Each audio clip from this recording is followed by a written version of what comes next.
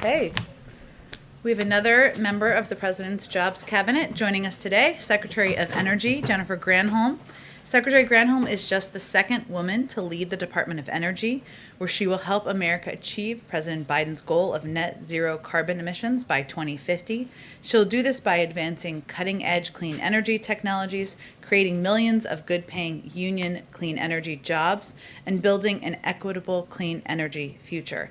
Secretary Granholm was the first woman elected governor of Michigan, serving 2 terms from 2003 to 2011. As governor, she successfully led efforts to diversify the state's economy, strengthen its auto industry, preserve the manufacturing sector, and add emerging sectors, such as clean energy, to Michigan's economic portfolio. Today, 1/3 of all North American electric vehicle battery production takes place in Michigan. The state is one of the top 5 states for clean energy patents, and 126,000 Michiganders were employed in the clean energy sector prior to COVID-19. She also was the first woman elected Attorney General of Michigan and served as the state's top law enforcement officer from 1998 to 2002. As always, she can take a few questions. I'll be the bad cop, and with that, I'll turn it over to you. Great. I get to bring my binder too. It's a double binder stack here. Thank you so much, Jen. I really am privileged to be able to share the podium with you today. And good afternoon, everybody. So, I think that President Biden asked me to be the Secretary of Energy because I was the governor during a time when the auto industry was on its knees, and when auto workers were finding themselves out of work through no fault of their own. I feel like I have looked into the eyes of people who have been desperate and at a loss more times than I can count. And I was also governor when we invested to diversify Michigan's economy to build Car 2.0, which is the electric vehicle, and the guts to that vehicle, the battery. And now here we are 12 years later, and General Motors is saying that their entire fleet is going to be electrified. It is a huge distance that we've traveled, and so much of that is thanks to the decision by the federal government to invest in saving the backbone of the manufacturing industry, which was at that point the or the vehicle industry. The Obama-Biden efforts really made a statement and worked. And so we can do so much more than what we did in Michigan, and this is what the American Jobs Plan is all about. I feel so happy for America that we have a president who wants to invest in our country and in our workers and in our manufacturing. And so, to me, the fact that there is out there globally a $23 trillion market for clean energy products, for products that will reduce greenhouse gas emissions, is a massive opportunity for this country. And you better believe that other countries are seeing that opportunity as well. And our economic competitors are working to corner the market on those opportunities. Countries like China are pressing their foot on the pedal and revving up their electric engines, and they are thrilled to see that the United States is standing still while they are working to create jobs for their people. After I was finished being governor, I traveled to China to see their clean energy efforts. I was with a group, and we went to a city, and I was standing next to the mayor of the city in China, and during a demonstration, he leaned over to me and he said, "So, when do you think the United States is going to get a clean energy plan?" And at this point, and this was several years ago, I said, "Oh, I don't know. There's so much polarization. It's difficult in Congress to get consensus." And he just looked at me and he smiled and he said, "Take your time. Take your time." Because they saw our passivity as their opportunity. And it's not just in China, it's in other countries too. Understandably, countries want to corner this market on clean energy products because we have 195 countries who have committed to lowering their greenhouse gas emissions. So the question is, where are those products going to be built, and who are they going to be built by? And it's going to take a lot of work, literally. We need millions of people in the United States working to lower greenhouse gas emissions. And we all know that in the 21st century, making sure that we have the right infrastructure is critical.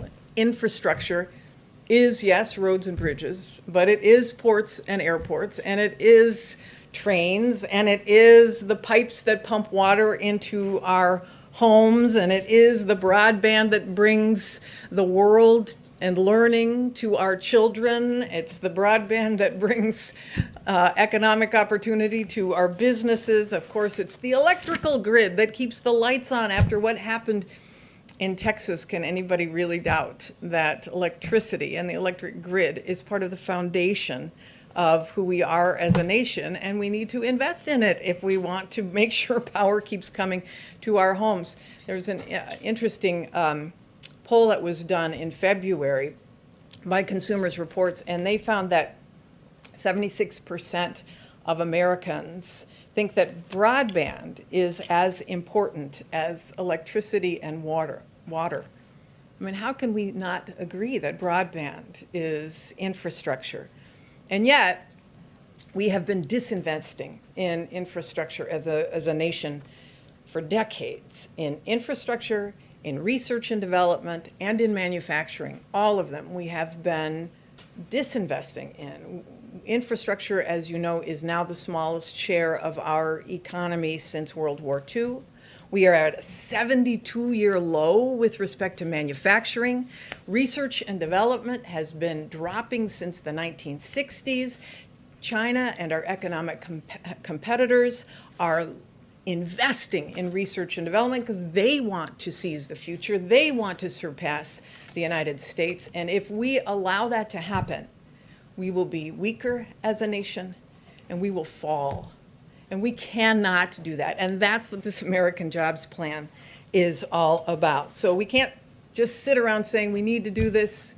It's bipartisan. We know that Republicans and Democrats, it's a joke in Washington, Infrastructure Week, and Democrats and Republicans have been making that joke, but it's not a joke anymore. We need to get it done. And there is bipartisan support for these elements, these basic elements. So starting on Inauguration Day, just to say a word about what DOE, Department of Energy, has been doing, we've been rolling out efforts to research and development and deploy clean energy technologies with an eye toward creating jobs. And if the American Jobs Plan passes, this will be able to be put on steroids. So in the past 2 weeks, just as an example, we made two announcements on research, one on research and one on deployment of offshore wind. The research one was to cut the cost of solar by half yet again in the next 10 years. And on offshore wind, it was to add 30 gigawatts of offshore wind energy on the Atlantic seaboard, again, within 10 years. Today, we are announcing another two funding opportunities for clean energy technology. One of them is to create next generation biofuels for airplanes and ships, which are very hard to electrify. And the second is to announce clean energy technology funding opportunity to reduce methane emissions from the coal, oil, and gas industry. And as many of you know, methane is an extremely potent and dangerous greenhouse gas. But these investments are really just a down payment on what we need to do as a nation, and the American Jobs Project will take us the rest of the way. And I want to emphasize because I've been meeting with so many stakeholders on this, the true importance of ensuring that 40% of the benefits of the American Jobs Plan go to communities that have been left behind or unseen, people who have been in the shadows of power plants and whose children have to gasp to breathe or use an inhaler. We need to remedy a moral wrong and make those investments, and the American Jobs Plan will allow us to do that. It's a once-in-a-century investment to seize a once-in-a-century opportunity. That's what the people elected Joe Biden to do, and we've waited far too long to do it. So we're going to get it done. We're going to put America to work, and I'm happy to take any questions. Thank you, Secretary. If I can shift gears a little bit, one of the things in the President's infrastructure package was investments in advanced nuclear development. One of the things I know you mentioned, you reiterated during your confirmation hearings, the President's opposition to funding for a nuclear fuel repository in Apple Mountain. Where does the Biden administration plan to store the nation's spent radioactive nuclear fuel, and what's the ongoing process of that review? Yeah, some of you may recall there was a bipartisan commission on what to do about spent nuclear fuel. There has to be a consent-based process to be able to do that. We are beginning that work inside of the Department of Energy. We have to find a solution, but it has to be based on, community agreement. Is there a timetable for that review? When you We'll make an announcement. We'll be making an announcement on that. Not ready to say yet. And then just changing gears again, the last administration invested heavily in the nation's nuclear triad, the development of new and improved nuclear weaponry. Is the policy of this administration that a lot of this development falls under your department to continue that R&D, that expensive R&D to modernize the nation's nuclear arsenal? We have to modernize the nation's nuclear arsenal. We have to keep and maintain the stockpile to make sure that it is safe and effective, and we will continue to do that to ensure that we can deter nuclear aggression from other countries. So our nuclear deterrent is important, and it is embedded in the values of that stockpile, and we'll make sure that our people are safe.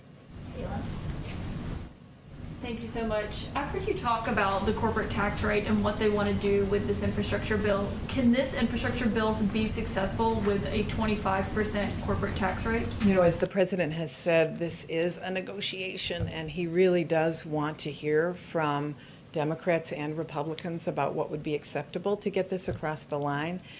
So there is room for negotiation. His point is that it has to be paid for. And so if it's not a 28%, what else is it? And we're very encouraged by those who have been bringing ideas forth, and we are hopeful that, especially when Congress gets back next week, that those discussions can begin in earnest. All right.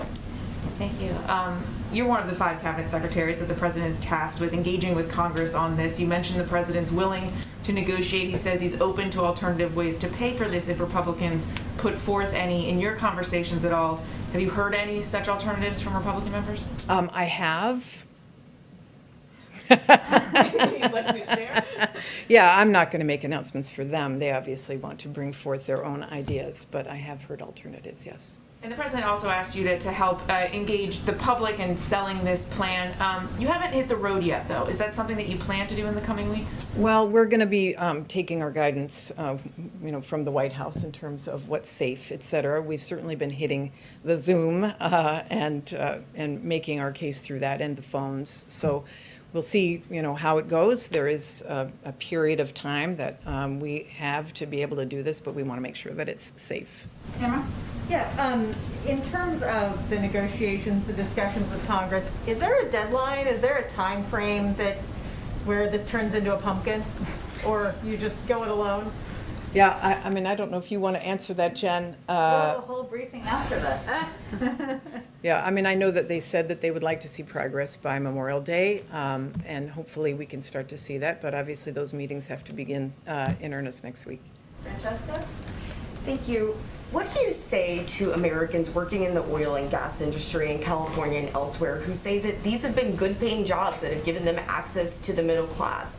And what, if anything, can the federal government do to ensure that these clean energy jobs, like the ones that you described, are as good as the ones that they'll be replacing? Yeah, this is a great question. And this is why the American Jobs Plan is very specifically targeting communities in coal and power plant areas, in gas and natural gas.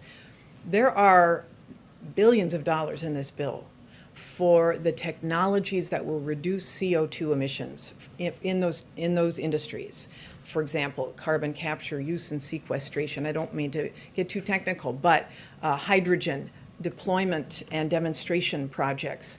I've been talking with my counterparts around the world. There is a huge appetite for a partnership with America on these next generation technologies that will reduce CO2 emissions from that kind of baseline power. Those jobs in those kind of technologies are good paying jobs. Those are jobs that are going to be for welders and sheet metal workers and all of the trades. And we're going to, as we put out funding opportunities, ensure that there are project labor agreements, that the people who are working in them are paid under Davis-Bacon, are paid prevailing wage. So we want to create good paying jobs all across the country, and there will be millions of them if this is passed. The opportunities, this is why we've been having a huge number of discussions with our brothers and sisters in the labor movement, in the building trades, to make sure that we do this in a way that gives their workers opportunity, and it will, and that's why they're supportive of it. You mentioned next generation biofuels for airplanes and ships. When should we expect something like that to come online? I mean, we'll see planes flying with biofuels. Yeah, well, it's going to take, I mean, obviously we got to get started on it, and this is a research opportunity. It is not a deployment opportunity. But because funding opportunities really accelerate so much appetite for the technology, and because there have been a lot of breakthroughs. In fact, the airline industry itself has been investing in next generation biofuels to be able to demonstrate that it can be used. So, without saying specifically, I think certainly within 5 to 10 years, we will be able to see this deployed and available for both shipping and for air. Last question to Nancy. Thank you. I'm wondering how, you're talking about how the American Jobs Plan, if it passed, would create good jobs. I'm wondering what levers that the federal government has to ensure that those jobs will be, at a certain wage scale, have benefits. Like, what can you do to enforce that? Yeah, I mean, as we know, the federal government has many mechanisms for pushing out funding, and that includes bidding on projects, and that includes passing it through in competitions, et cetera. In those opportunities, you can attach strings to make sure that these are good paying jobs, that they have project labor agreements, et cetera. And so I know it is, and it's true with respect to the federal government's buying power as well, its procurement power. We want to make sure that we create good paying jobs for all kinds of people in every pocket of America, and that means good paying union jobs. So we're going to use every lever possible to be able to do that, including if you want to bid on this, you've got to make sure that you have a project labor agreement. Thank you, Secretary Granholm. All right, for joining thank us. you. Appreciate it. Good luck. Thank you so much. Wait, I got to grab Go my ahead. mask. Sorry. Thanks. Okay. Couple items at the top. As President Biden noted in a proclamation issued on Sunday, we are marking Holocaust Remembrance Day this week. Today, we rededicate ourselves to standing in solidarity with the Jewish people in America, Israel, and around the world, and to remembering the horrors of the Holocaust. An estimated 6 million Jews perished alongside millions of other innocent victims around the world. We honor the memories of precious lives lost, reflect on the incomprehensible wounds to our humanity and the lessons learned, and mourn for the communities broken and scattered. And we embrace Holocaust survivors, some of whom are still with us. They deserve our continued support to live in dignity. With that, short topper. I only had one today. Go ahead. Thanks, And a Paul. secretary. So on the president's gun announcement, he announced he's going to ask Congress to take action to repeal gun manufacturers' liability protection. Yes. That had been a day one promise of his. When should we expect to see that text sent to the Hill? And if it was a priority, if it is as big a priority as he said it was for him just a few minutes ago, how much effort is the president willing to put into gun control right now when so much of the administration's focus right now is on the infrastructure plan? Well, first, let me say that there has been legislation introduced in past Congresses, and we certainly hope, and he's calling for members to reintroduce legislation on gun liabilities for manufacturers. It is an issue that he talked about on the campaign trail, and he continues to believe that addressing that, holding manufacturers to the same account as other industries, is pivotal in keeping our community safe, keeping our families safe, and addressing the threat of gun violence across the country. So what he is calling for is for the introduction of legislation, of which there has been past versions. I will say that this has been an issue that the president has been working on for decades throughout his career. He helped pass the Brady Bill. He helped ban assault weapons back in the 90s. He believes that taking additional steps on background checks, that putting in place an assault weapons ban again, are pivotal to keeping our country safe. He strongly supports the background check bills, the two that have passed the House.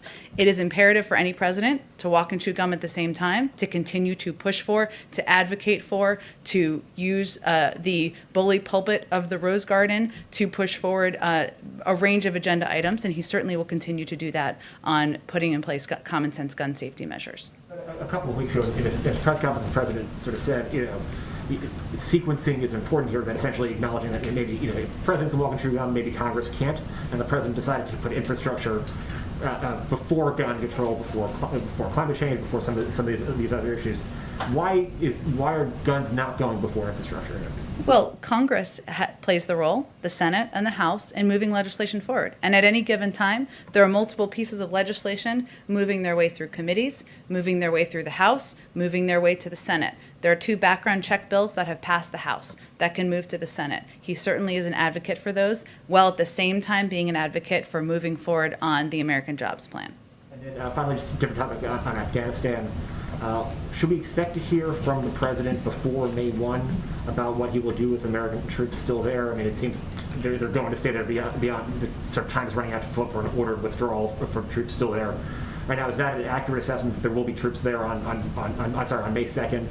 And then in terms of what is the president's message to the American people? Why is it in their interest for their troops to be serving in harm's way overseas beyond this month? Well, I'm not going to get ahead of the president's decision and announcement. I expect you will hear from him before May 1st. He has been consistent and clear that it is operationally challenging to get troops out by May 1, which is not a deadline he put in place. It is a timeline put in place by the prior administration. And there are certainly conditions on the ground, including efforts at diplomacy, efforts to negotiate with the Taliban, that have been underway for the last several weeks. But you will certainly hear from him, and once you do, we can absolutely have a conversation about where we go from here.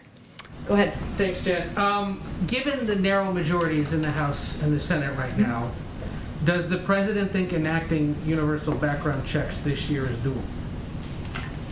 I think the president is going to leave the analysis of what's viable and doable to all of you and people on the outside. And certainly he's not vote counting himself, but he is also clear-eyed about the challenges in moving forward with legislation with the current makeup of the Senate. He is going to continue to advocate for that, as he did just today, just this morning in the Rose Garden, surrounded by some of the bravest and most courageous advocates for gun safety legislation in the country. But he also is not going to wait. And that's why he took action on, announced several steps that can be taken in the form of executive actions, in the form of guidance, and in the form of nominating someone to lead the ATF, because he feels you can't wait, and he's going to use the power of his presidency to take steps forward. Because this gets a little bit of what Zeke was getting at. I mean, we have a jobs cabinet now. We have face-to-face and Zoom meetings ongoing with Republicans and Democrats about infrastructure.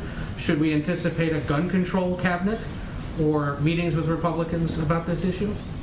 I certainly would anticipate the president will raise this issue in a range of conversations he has with members of Congress. This obviously is slightly different given the role of the Attorney General in measures on gun safety, and as is evidenced by the fact that he was present there today. So it's a bit different from a jobs cabinet, but I can assure you for members where this is appropriate, where it's an appropriate role for them to play, for members of the administration in the White House and otherwise to communicate with members of Congress, that will certainly continue to be at the top of our list. Two other unrelated things real quick. The U.S. and Iran are engaged engaged in indirect nuclear talks this week. Will Americans detained in Iran be part of those discussions? Certainly, Americans detained in Iran is an issue that we have raised with partners around the world and those who are having direct discussions with the Iranians.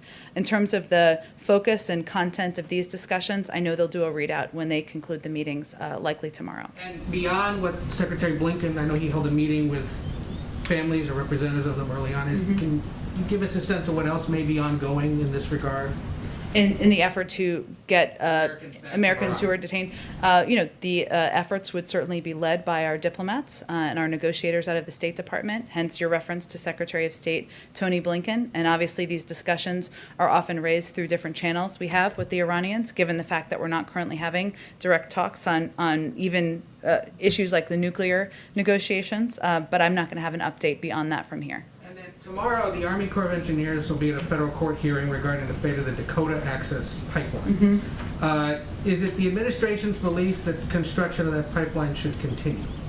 Our view is that we would look at each pipeline through each individual pipeline separately and do an analysis of the costs and benefits on the environment and jobs, which is my assumption would be happening here. So I don't have an assessment of that, but we look at each of them individually. Conceivably, we get that tomorrow at the court hearing, though. I'm delay, I guess, in considering this, given that the administration asked for more time. So we're trying to figure out if we may get that tomorrow. It wouldn't come from the White House, presumably, but I can certainly check if there's an expected timeline that we can share from here.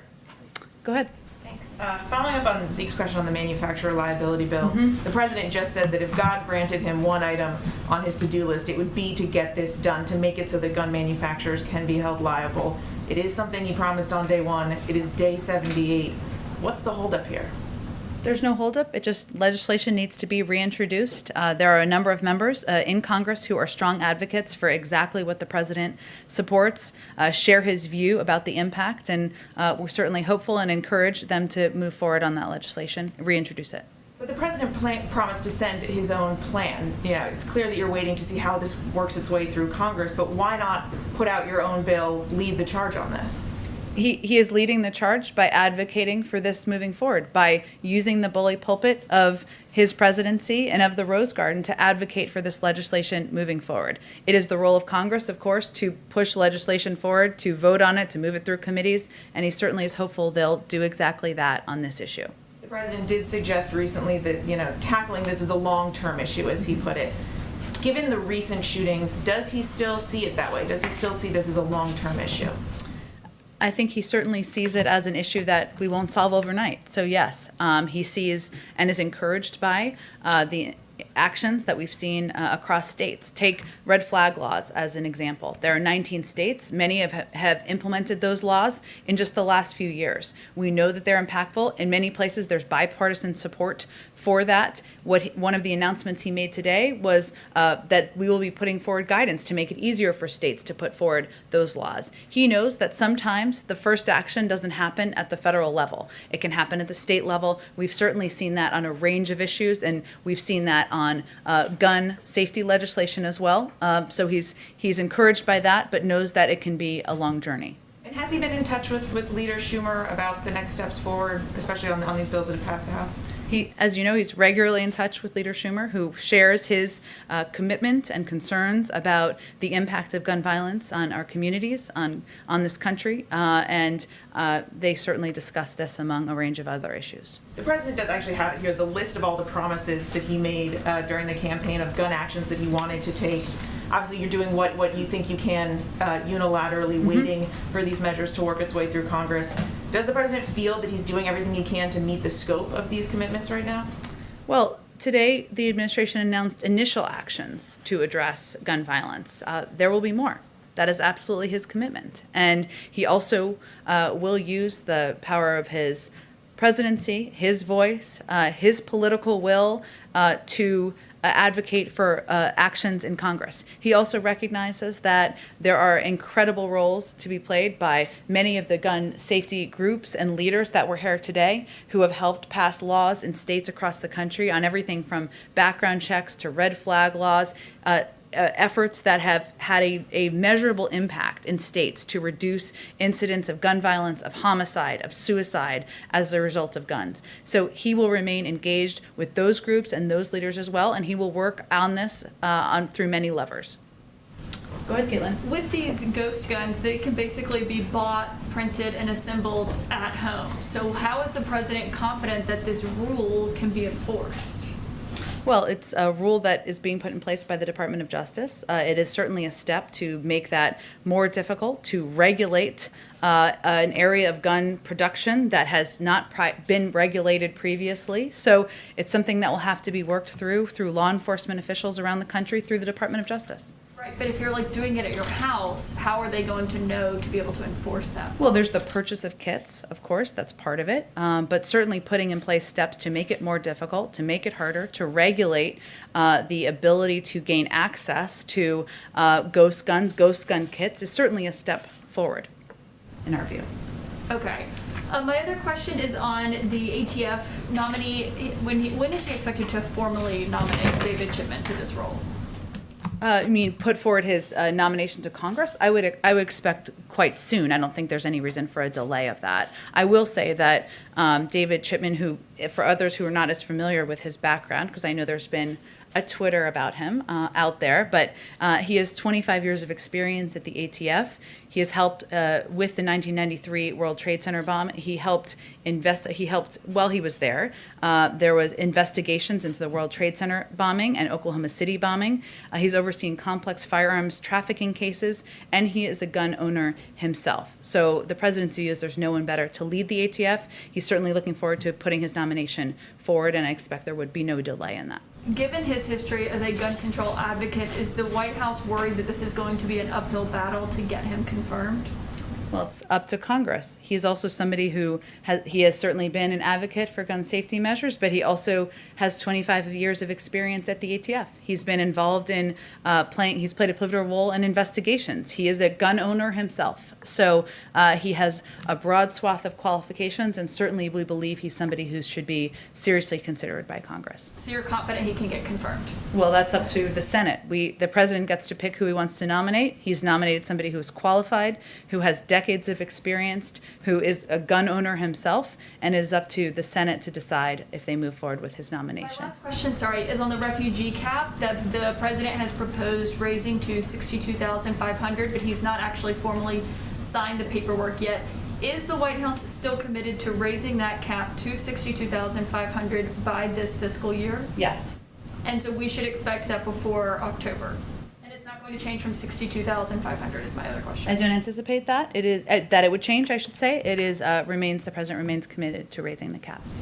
Go ahead. Yeah, following on Caitlin, have you counted the votes? Do you think that Chipman can be confirmed by Democrats alone? It seems as though there may be at least one Democrat who I can think of who has a decent grade with the NRA and may not support an ATF director. Are there any Republicans that you could win over, or is this going to be a nomination that languishes like so many other ATF directors have in the past? We're certainly familiar with the history. The president would not have nominated him if he didn't think he was qualified and didn't think he was someone that the Senate, members of both parties, should give fair hearing to, seriously consider confirming. But we just announced his nomination today, so I don't have an assessment of the legislative outlook quite yet. Okay, quickly, when is the address to a joint session of Congress? Have you figured out that, or the logistics on that, what it'll look like? I can't wait till we can announce this. I'm with you. We can all share a joy on that. We are still working through and finalizing the date, the logistics. The president remains committed to delivering a joint session. We're working with leaders in Congress to finalize that. We certainly hope we'll have more to say soon. On another matter, General Motors has halted production in North America at several factories and extended shutdowns because of this semiconductor chip shortage. Yeah. It's disrupting the auto industry, and I'm wondering, are there any short-term measures that the federal government can take to help with this shortage? Is there anything that can be done? Well, let me first say that We fully recognize that this is an issue that is impacting industries across the country, including the auto industry. Earlier this year, the president held a meeting in his office with a bipartisan, bicameral group. He continues to work. He feels there's opportunity to work with members of both parties on addressing what is a very challenging issue for many industries. There's a 100-day review that is ongoing, which we plan to share the outcome of with the American people soon. And we're certainly looking through that review at undertaking, the review is focused, I should say, on undertaking the first ever whole of government approach to building a resilient, diverse, and secure supply chain to help address this issue for the long term, so that we are not just dealing with a short-term emergency. The president's also proposed, included, I should say, $50 billion to create an office at the Commerce Department dedicated to monitoring domestic industrial capacity, because he recognizes that this is an issue that we will need to continue to address. And finally, next week there's going to be a meeting led by our NEC director and our national security advisor with a number of companies we should have more details on, hopefully by tomorrow for all of you, to help discuss, get some private sector input on how to address this issue. So this is something that there is a great deal of focus on at the highest level across government.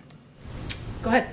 Just following up what Tam said, in the president's meeting, the president's supposed to meet with the Japanese prime minister next Friday, and I'm wondering if he'll ask Japan to place restrictions on exports of semiconductor chips to China.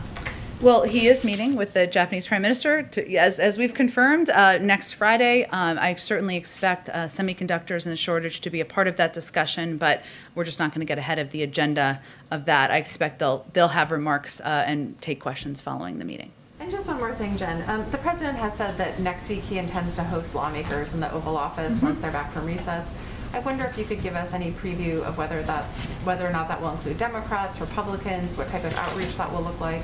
I expect he'll have both Democrats and Republicans attend or join. And once we have confirmation of attendees, we'll share that information with all of you. Go ahead. The meeting next week on semiconductors, do you expect that to lead to some recommendations on what to do about this problem?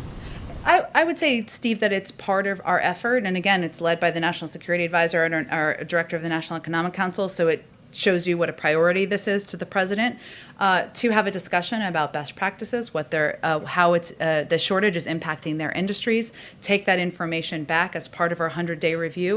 I wouldn't say I'm predicting an outcome or an announcement immediately coming out of it, as much as it's part of our consulting processes. We're working to address an issue that's impacting a range of industries. Is there some complication to raising the refugee cap? We've been hearing about this for a couple of months now. No, we remain committed to it, and I know there's a question about signing the paperwork, but it remains a commitment, and when it's signed, we will update all of you on that as well. There's been an escalation of violence in Northern Ireland. Are you aware of this? You have a Yes. response to this? We do. In touch with the parties? We do. We are concerned by the violence in Northern Ireland, and we join the British, Irish, and Northern Irish leaders in their calls for calm. We remain steadfast supporters of a secure and prosperous Northern Ireland in which all communities have a voice and enjoy the gains of the hard-won peace. We welcome the provisions in both the EU-UK Trade and Cooperation Agreement and the Northern Ireland Protocol, which help protect the gains of the Belfast Good Friday Agreement. At this point, I would expect that engagements and discussions are at the level of the State Department, and I expect my colleague over there, we'll see if he has an update on those engagements today in his briefing. Go ahead, Francesca. Thanks, Jen. Florida Governor Ron DeSantis announced a lawsuit today against the CDC and the federal government demanding that cruise liners be able to operate again. And Florida's Attorney General said the suit was filed this morning against those entities and HHS, pushing to have the government's conditional sale order declared unlawful. Does the White House have a response to Florida's lawsuit? We don't have a direct response to a lawsuit nor a comment on a specific legal action, but I will just reiterate that the CDC guidance is based on data and health and medical guidelines. Hence, that's why they put it out and why they regularly update it. The president has set forth July 4th as the date he'd like to see Americans who are vaccinated be able to gather in small groups. At the same time, the CDC said last week that there's a low risk for vaccinated Americans who travel. So does the president think it's an appropriate timeline of July 4th? That's what the cruise industry, specifically Norwegian travel, is asking for, is the July 4th date here. We would defer to the CDC on any updated guidelines, but I don't anticipate that. But I would defer to them on any expectation they have of changing those guidelines. Again, they base them on health and medical experts who work at the CDC. They base them on data. The president's announcement on July 4th has nothing to do with cruise lines, as you know. It has to do with incentivizing, encouraging Americans to get access to the vaccine when they can get vaccinated. As we know, by the end of May, we will have enough vaccine supply to ensure every adult American can be vaccinated. So that's more about small gatherings in your backyards, which is quite different from cruises, of course. Well, the reason I brought up July 4th is because that's the date that Norwegian Cruise Line is asking for them to be able to allow to vaccinated individuals to be able to cruise. So that's where the July 4th date comes from. But also, more broadly speaking, they're asking in this industry for them to be able to be treated the same way that planes and airlines are able to be treated. So is there any specific concern that the White House has about allowing people who've been vaccinated to be able to resume cruising? Again, we rely on the guidance of the CDC, health and medical experts. There's a return to science in this administration. They have guidelines they've put out on cruise lines. If they decide to update them, that is their prerogative to do, but that's not a decision made by the White House. Go ahead. Since the last time you were asked about the state and local tax deduction. Jonathan Salant, by the way, I recognize you by your voice. I can't see your mustache. He has a good mustache, for anyone who doesn't know. Go ahead. Last time you were asked about state and local tax deduction. Yep. Since then, Speaker Pelosi has now come out in favor of removing the cap. You know, we know where Schumer stands on the cap. And we also know that enough House Democrats, mainly from New York and New Jersey, said they won't support bills without removing the cap. And they could sink the bill if they stand to that thing. Given that, are you working with members of Congress now to try to find a way to address their concerns on the deduction cap? Well, we certainly know this is a proposal that a number of members have, and they've advocated for eliminating the SALT deduction, or returning the SALT deduction, I guess I should say. It is not a revenue raiser, as you well know, but we are open to hearing their ideas, whether it's this or whether it is different proposals or different numbers for the corporate tax rate, what it could be raised to, or whether it is different ways we can approach expanding broadband access or rebuilding our roads, railways, bridges, and helping our caregivers. So we expect this to be a part of the discussion. We expect members to continue to bring forward ideas, including around issues like SALT, and that will be a part of the negotiations moving forward. The other question is, before President Biden took office, he got a letter from advocates, safety advocates who lost loved ones in truck crashes. Mm-hmm. Truck crashes are up about 35% over the last 10 years. They asked them to support certain provisions, technology to reduce crashes. Those technologies, including automatic braking systems, speed delimiters, were recommended on Tuesday by the National Transportation Safety Board. Is that something the President supports? So he's going to have people in the agencies look at trying to impose some of those new safety restrictions. I'd certainly have to talk to him about it, but the good news is our Secretary of Transportation is coming tomorrow to the briefing room, so it sounds like a good question. Somebody can ask him as well. But we'll see if we can get something more for you before then as well. And one thing, I know under the Obama-Biden administration, they began a rulemaking to address sleep apnea, which was implicated in several fatal crashes. It was dropped in 2017. Is that something, again, you guys are looking at resurrecting that rule? I remember that rule well. I would have to check with our team who works on rulemaking as it relates to transportation. And again, these all sound like good questions for our Secretary of Transportation, but we'll work in between now and then to get you some answers as well. Go ahead, Ann.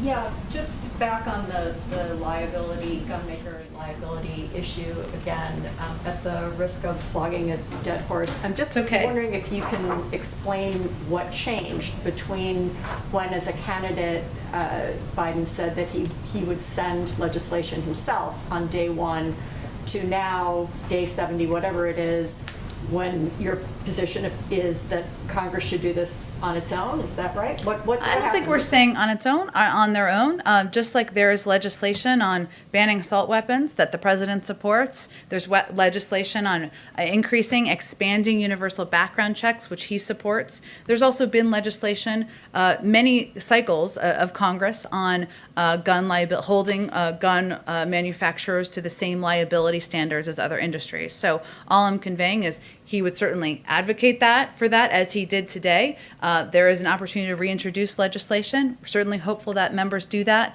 and he would advocate for it and certainly use the power of the presidency to move it forward. Has he ruled out drafting something himself, or you guys yourselves? Well, I think it's not necessary. It's not perhaps necessary, given there have been a range of bills proposed that would address exactly this issue, and a range of leaders in Congress who have been advocates for putting in place common sense gun safety measures. I wouldn't rule anything out. All I'm conveying is that there has been a range of bills put forward in the past that he would support that would address exactly this issue. Go ahead, Ann. Go ahead. Actually, something Okay, else. go ahead. So there's a spike in coronavirus cases in Japan, and vaccines are in very short supply. With the Prime Minister coming next week and the Tokyo Olympics as a huge priority for the Japanese, is it still the U.S. position that American athletes should attend those games? And are you persuaded, is the President persuaded, that they will be safe? Our position hasn't changed. Obviously, we work in close coordination with the U.S. Olympic Committee on assessing, and with our health and medical advisors in the U.S. government on assessing, but our position has not changed in their attendance at the games. One more very quickly. Is there any update on announcements for ambassadors? We're now past March, which you had said was sort of when many other administrations had done so, and you haven't put any big ones forward yet. I don't have an exact update other than to convey that I would expect that nominees for career nominees will probably be in the first slate of nominees for ambassadors as you're planning. Go ahead. Thank you, ma'am. A couple questions on the president's gun safety executive orders. I'm wondering, does the administration have data on how many crimes have been committed with these ghost guns that your team could share? I'm sure we can get you some data, sure. And I bet you a range of the experts who are joining us here today have a bunch of data and that they could share with you as well, even maybe on their websites. Very good. All right, then following up, the president said a moment ago, quote, "You go to a gun show, you can buy whatever you want, no background check." Is there a special exemption in federal law that he was referring to, or just do FLA dealers not have to do background checks when they're at a gun show? Are you asking me if he was referring? No, it's okay. Were you asking me if he was referring to like a specific circumstance? Or I'm sorry, just tell me a little bit more about your question. I mean, is it the president's belief that you do not have to undergo a background check when you are at a gun show? No, it's not his belief. He believes that background checks should be universal. Right. He says no background check. Well, we know what his position is, right? So let me reiterate that, which is that gut background checks are something that should be universal. They're supported by more than 80% of the public. He's supported legislation, advocated for that, and advocated against loopholes as well. So that's his position, and I appreciate you asking for the clarification. Go ahead. One here. I know the DOJ is working on this regulation, Sure. And then we're going to have to wait. But with regards to the stabilizing braces, what's the message to people who, earlier on, before this was an issue, law-abiding folks who bought these and who weren't criminals? According to the Congressional Research Service, there's something like 40 million currently in circulation. What should the law-abiding American do as they await that regulation? I mean, should they expect buybacks, or should they be prepared to turn those in, or is this a confiscation situation?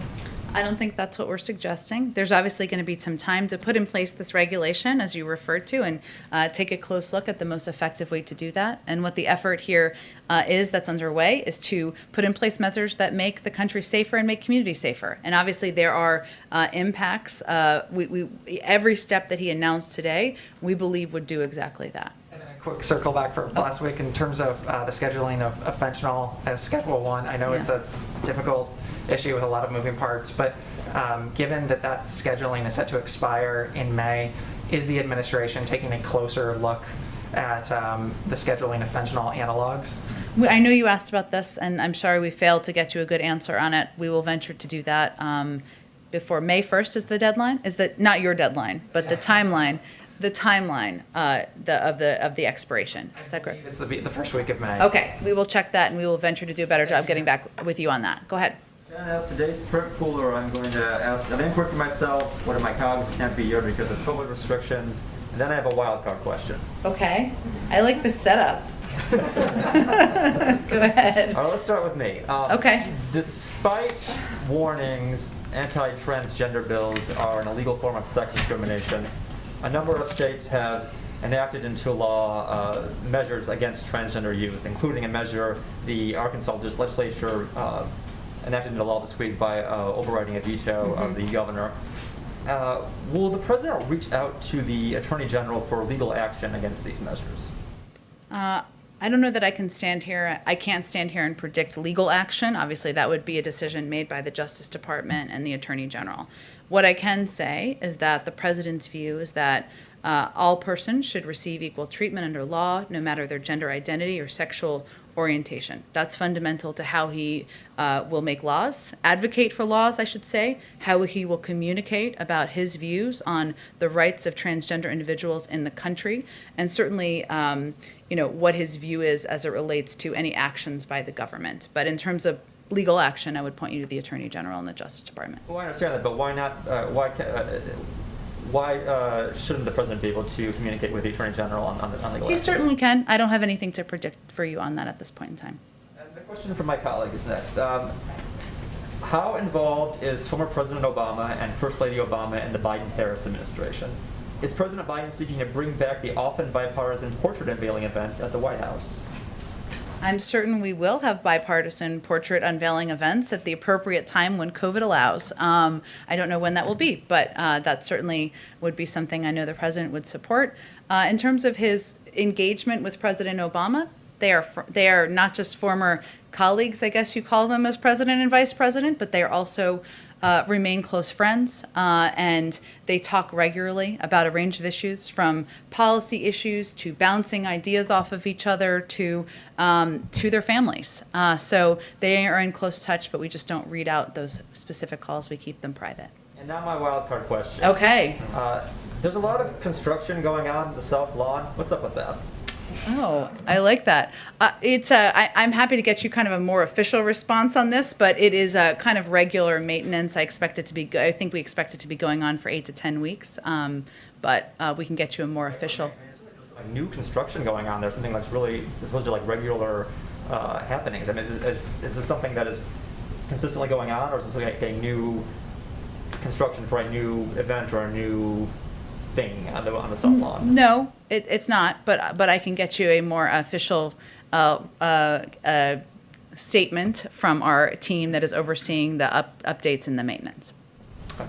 Go ahead in the back. Thank you, Jen. 3 questions on gun violence. Does President Biden have a deadline for Congress to act? And if they don't meet that deadline, is he prepared with more executive action? First, the president's not going to wait for Congress to act to take additional executive actions. This is the beginning. He will continue to have his team review, both from a policy and a legal standpoint, additional executive actions that are possible to take. I would just remind everyone that he also led the effort to put in place nearly 24 executive actions under the Obama-Biden administration, and he fully recognizes that the only way to put in place permanent long-term measures to keep our children, our communities, and our families across the country safe is by passing legislation. So he is also committed to that, but he's not going to wait. He can move on both levers at the same time. And how soon does the president expect or hope to see change due to the executive action today? Change in what way? How soon does he expect to see some of his policies in place? Well, there are certain periods of time of reviews for different components of this. Obviously, things like the guidance on red flag laws is something that states could use as soon as that's prepared and distributed to move forward on putting in place red flag laws. There are certain components of this that require 30 days, 60 days, et cetera. So I would say it just depends on the component of his what he proposed this morning. Final question for you. President Biden mentioned Fred Gutenberg by name in the Rose Garden today. What role did Fred and other gun safety advocates play in crafting this executive action? Well, first I would say that people like Fred Gutenberg and Shannon Watts and Gabby Giffords, I mean, these are people who are absolute heroes on getting gun safety measures in place. They have led the effort when there was no appetite in Washington and none at the federal level to move forward on putting in place laws around the country. And the president recognizes that, and he has a huge respect and value for the role that they've played. That's why they were here today. He's had conversations. Our team has had conversations at a range of levels with a number of these gun safety leaders through the course of the president's presidency, and they have ideas, they have proposals, and certainly that's taken into account as we were considering policy options to put forward today. Go ahead. Go ahead. German Chancellor Merkel spoke with Vladimir Putin today and demanded a withdrawal of the Russian troops on the Ukrainian border. What is the U.S. position, and has there been any contacts between the U.S. and Russia in the recent days about this issue?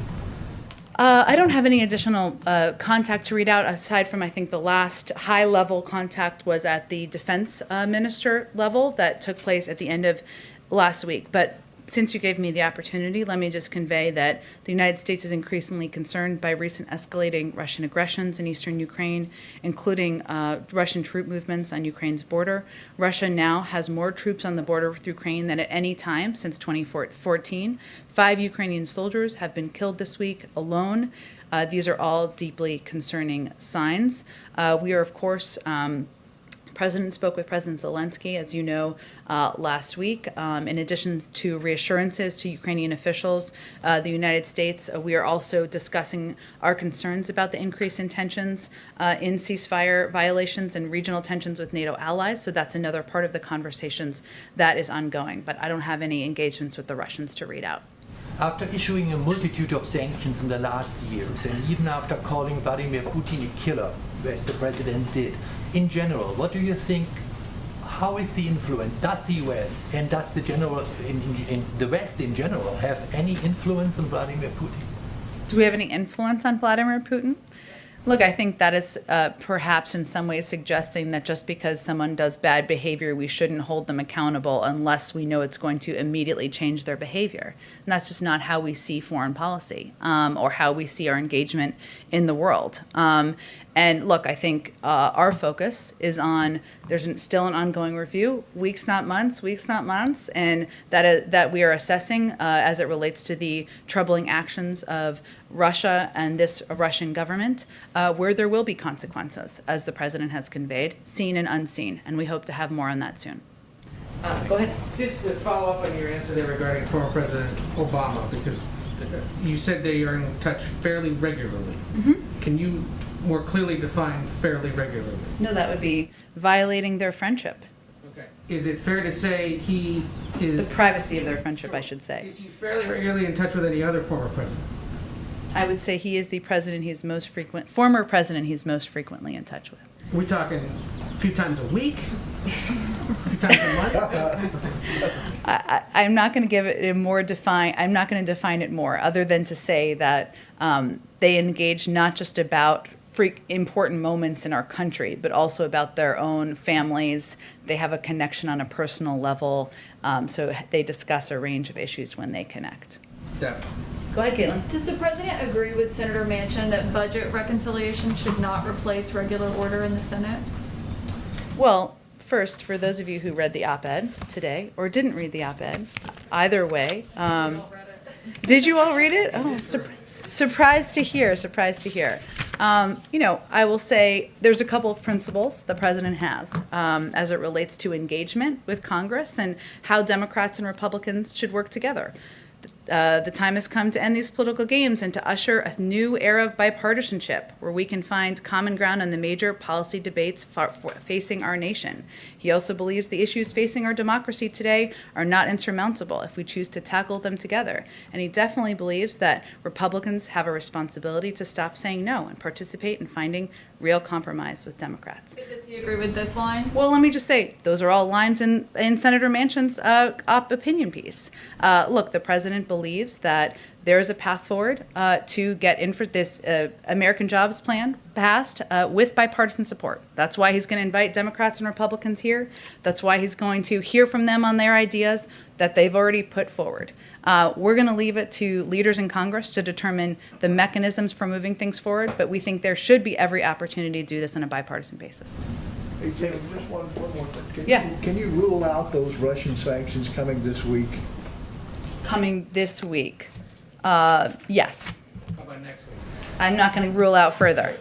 I'm just trying to give you some sleep tomorrow. We already have the budget guidance coming tomorrow. We can't overload you on a Friday. One more thing about infrastructure. I know that you mentioned Secretary Buttigieg would be here tomorrow. Unfortunately, due to social distancing, I will not be. So when it comes We to will the take roads your and- questions with one of your colleagues. We will email the print pooler, but Okay. with regards to the 20,000 miles of highways, roads, and main streets that Yep. are in the president's infrastructure plan, it also says it will fix the 10 most economically significant bridges in the country, and it specifically says it will repair the worst 10,000 smaller bridges. So the White House, to this point, has not released any sort of a list of these. So why isn't there a list that you can share with us? And presumably there is some sort of a list, because otherwise, where did you get the 20,000 and 10,000 numbers from? In terms of roads and railways that need to be repaired? Yes, where did those numbers come from? We can certainly get you a citation. What I did the other day, but I'm happy to reiterate, is explain that we expect that the package and the funding will come through a combination of grants, formula grants, and competitive grants, right? And formula grants are allocated to states based on certain criteria, like the number of miles of an interstate highway or a population in a given urban area. Most of our existing transportation funding flows through formula grants. So with past infrastructure funding bills that have gone through Congress in the last several decades, this gives states a lot of flexibility in covering how they repair roads, how they repair things that need to be repaired in their state. The other type of funding is competitive grants, which those 10 bridges you talked about, they would be through competitive grants. So these direct funding to certain policy goals, like the Tiger Grant program that was a part of the Recovery Act. So there's just different, we expect that to be how it's structured. That will all be discussed and finalized through our conversations with members of Congress, with leaders in Congress, about what the combination of those funding components should be. Thanks, Jen. If I can speak on one final thing question. Yeah. The Vice President talked a little bit about so the President talked about his role as Vice President leading the Obama administration's action on guns. We've seen a lot of conversations about gun control legislation in that Rose Garden before. Yep. Why does the President think that this time will be different than any other time, particularly when he was in the Vice Presidency for this legislation, and how much, and is he committing that it will be different, I should say? He is committing that it will be different. And if the president was just defeated, every time he was defeated on an objective or a goal, he wouldn't be president. So here he is. He remains an advocate throughout his life to putting in place gun safety measures. And it is something that he has been committed to, not just through words, but through action. And he believes it's something that, as president, he can help move forward and put in place more action. Thanks, Jen. Thanks, everyone.